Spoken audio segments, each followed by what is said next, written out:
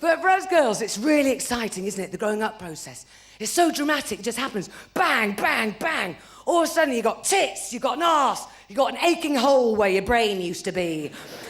The next thing you know, you're being invited to a disco. And this is the joy of being a nubile young woman. You don't have to bother with a personality. Remember, girls, a personality is the last refuge of a woman on the decline.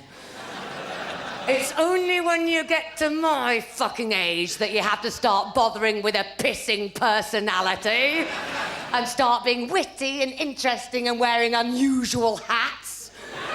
Yes, I have reached that purple turban time of my fucking life, and it's a right old cunty old bore. I'm trying not to be bitter, but it is very difficult trying to be sexy when you get to my age, because every time I wiggle my arse, my teeth fall out.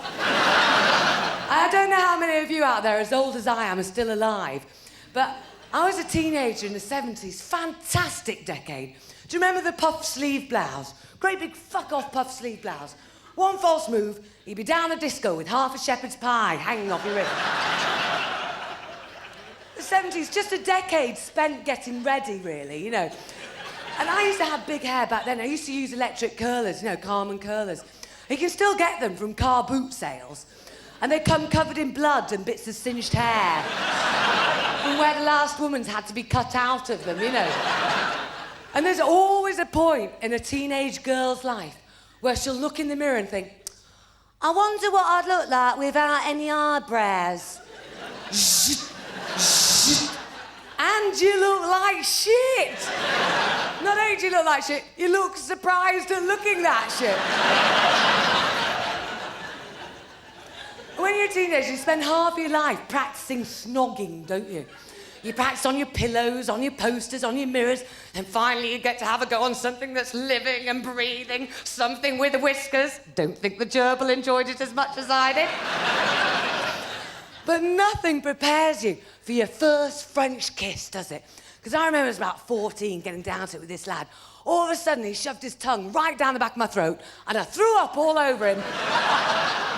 So that was memorable for both of us.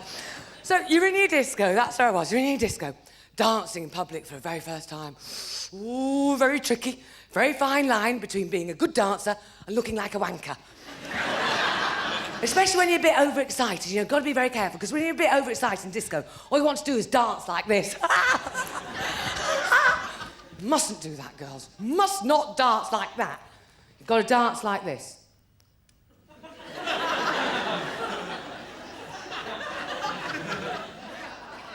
Go for that I'm being hunted by the Gestapo look. Little bit of blood-stained bandage dangling off your wrist, because men hate cheerful women. They always like you to look a little bit pissed off, because then they know they can cheer you up. And what are they going to cheer you up with? That's right, their knob. Mind you, there are some funny knobs around, and I can see some from here.